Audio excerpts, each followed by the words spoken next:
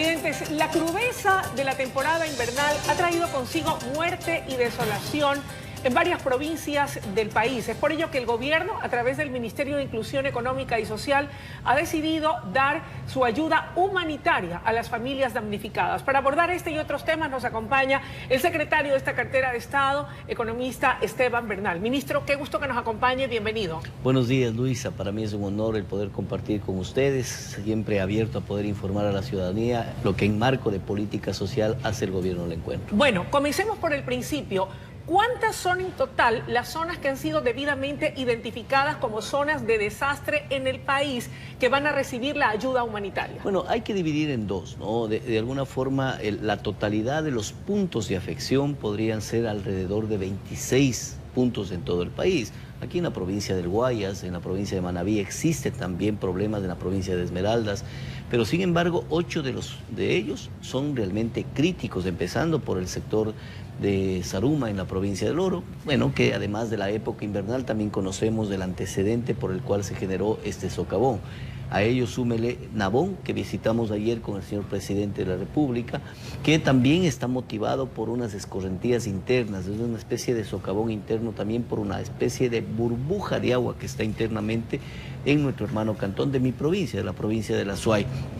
Y a ello, ahí sí, entrando en época invernal específica, tiene lo sucedido en Cotopaxi, en la zona de Maná, ¿no? Lo sucedido en Guano, en la provincia de Chimborazo, lo sucedido en Chimbo, en la provincia de Bolívar, La Gasca, que lo acabamos de vivir, el sector del río Coca, el desbordamiento. Ahí podríamos interpretar los 8 puntos que tenemos más críticos. Si usted me permite, Luisa, de ellos, por ejemplo, el que mayor cantidad de damnificados tiene, pero gracias a Dios, sin ningún fallecimiento, es en el sector de Cotopaxi, en donde el desbordamiento del río se lleva alrededor de 70 viviendas. A ello, súmele una gran cantidad de damnificados, de afectados que bordean los 270 núcleos familiares. En el caso de La Gasca tenemos en cambio una situación muchísimo más crítica desde la perspectiva del daño. 28 fallecidos, a mi criterio, muy personal, creo que después del terremoto de Manta es una de las tragedias más grandes que ha vivido el Ecuador. Ministro, sin duda, y todos lo lamentamos. Ahora, en lo que concierne a la ayuda que van a recibir las familias de los damnificados, también los familiares de las personas fallecidas, ¿cuál es esa ayuda humanitaria? ¿En qué consiste y qué tienen que hacer las familias para poder acceder a ella? Bueno, debo mencionarle que como Ministerio de Inclusión Económica y Social nosotros acudimos de manera inmediata en el momento de darse los hechos. Por ejemplo, en el caso de La Gasca estuvimos a las 8 de la noche del día 31 de diciembre para en un principio dar una contención psicosocial a los damnificados. ¿Esto qué quiere decir?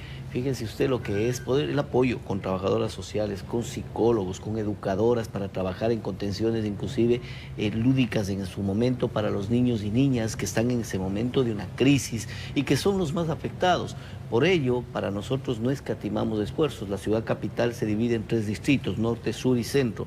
No escatimamos y todos los 3 distritos estuvieron ahí con alrededor de 40 técnicos, psicólogos, trabajadores sociales, educadores. Esa es nuestra primera acción, eso es fundamental, dar acompañamiento a los familiares de las víctimas. En cada una de las zonas de desastre, dependiendo de la dimensión de la misma. De acuerdo, pero en paralelo nosotros preparamos un primer paso que es fundamental, la caracterización e identificación de los núcleos familiares que demandan el apoyo del gobierno nacional. Hay una normativa, usted comprenderá, Luisa, que estamos dentro de un proceso.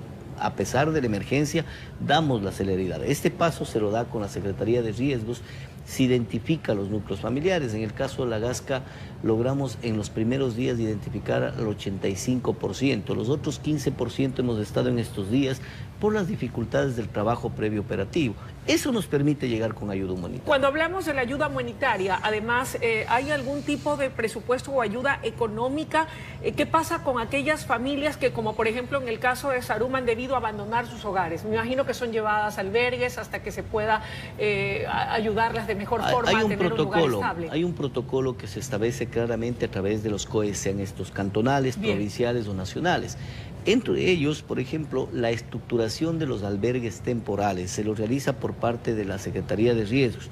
nosotros contribuimos con vituallas, cocinetas, colchones, darles lugares dignos para albergues temporales a la gente. Entiendo que el día de hoy va a viajar a Balao, aquí en la provincia del Guayas, en donde también hay numerosas familias y zonas afectadas por el tema de las inundaciones, así como en otras provincias del litoral. De acuerdo con el presidente, y él ha dispuesto a partir del día martes que visitó la zona cero del sector de La Gasca, en donde se articuló, y que dicho sea de paso me permito, yo digo reconocer, valorar y aplaudir el tema de cómo se lidera un proceso de esta naturaleza. Estuvo la prefecta de Pichincha, estuvo el alcalde de Quito, estuvo los bomberos, las Fuerzas Armadas, la policía, los ministerios de Estado, y un presidente sin miramiento de bandera política, sino con una sola bandera, el color de la ciudad capital y el color del país. Acá hacemos lo propio y vamos con el presidente. Ayer estuvimos con el señor presidente en Nabón, en mi provincia de La Suay.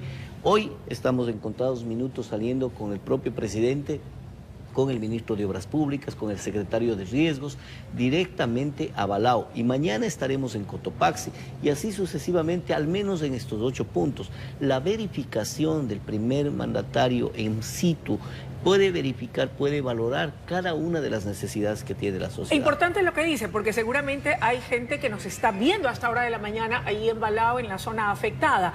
Además de verificar en situ y constatar cuáles son sus necesidades, ¿van a llevar algún tipo de ayudas, vituallas, medicinas, alimentos? Constantemente, Luisa, nosotros hemos hecho un trabajo permanente, alrededor de $180.000 han sido las primeras entregas en estos 8 puntos cuantificados en cada uno, por el número de familias, por el número de núcleos familiares. $180.000. Aproximadamente. A ellos súmele los $100.000 que el presidente anunció de la entrega del gobierno chino en electrodomésticos, sin perjuicio de lo que lo demás demanda. Esto en ayuda humanitaria, solo la reparación vial en competencia del gobierno nacional, $40 millones.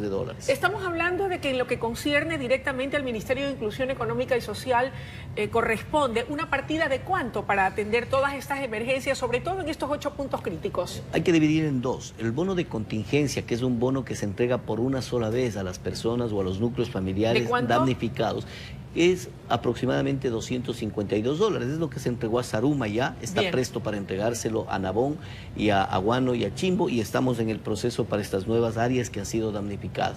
Este es el 50% de la canasta vital, no la familiar, para no confundir. Hoy estaría en 257 por los indicadores del INEC. Este bono es lo uno, tenemos $500.000 para el año, en el año 2022, en la proforma. Aspiramos que no lleguemos a usar la totalidad, porque eso significaría que hemos tenido mayores cantidades de contingencias y desastres. Los primeros gastos que estamos realizando en estos 2 años, estos 2 meses, son muy consistentes. Aspiremos de que el invierno no sea tan crudo en los próximos meses, y a ello súmele la ayuda humanitaria.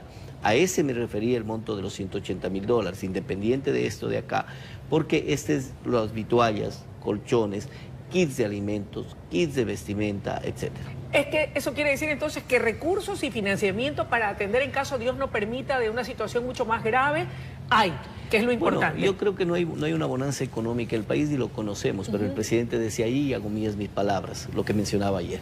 Los recursos, cuando se optimizan y se los direcciona bien y no se los desvía, siempre van a Enhorabuena. Tabla de pensiones alimenticias mínimas para adultos mayores, es otro tema no menos importante. ¿Cómo ha quedado esta, ministro? Bueno, yo creo que este ha sido uno de los íconos de nuestra administración, ¿no? Es una especie de pago de deuda, para interpretarlo así, que hemos dado a este sector vulnerable. Hay que caracterizar que la tabla de pensiones va hacia adultos mayores, pero no la totalidad, a los que están con niveles de vulnerabilidad, Luisa. Porque la ley propiamente dice aquellos que tienen condiciones de carestía y o discapacidad. Por lo tanto, este es un mecanismo mediante el cual esta tabla, que era una exigencia para el Ministerio de Inclusión Económica y Social de habérsela cumplido en enero del pasado año, ¿no? Sin embargo, incumplimiento de norma. La ley dice aquello, 180 días. En el mes de junio del 2020 se aprobó el reglamento, por lo tanto debía haber estado máximo en enero del 2021. ¿De cuánto estamos hablando esa tabla de pensión mínima? Eso bordea de acuerdo a los porcentajes que tiene la tabla, porque va en crecimiento hasta quienes tienen ingresos por encima de $2.000. Lo que busca esto es de que los hijos e hijas de aquellos adultos mayores que están en condiciones de vulnerabilidad tengan una corresponsabilidad. Ojo, había gente que discriminó al proyecto porque decía, el Estado se desprende. No, no, no, no. Nosotros continuamos con la protección especial a adultos mayores, pero también una corresponsabilidad de hijos para compadres, como es obligación de... ¿Cuál es el aporte que hace el Estado?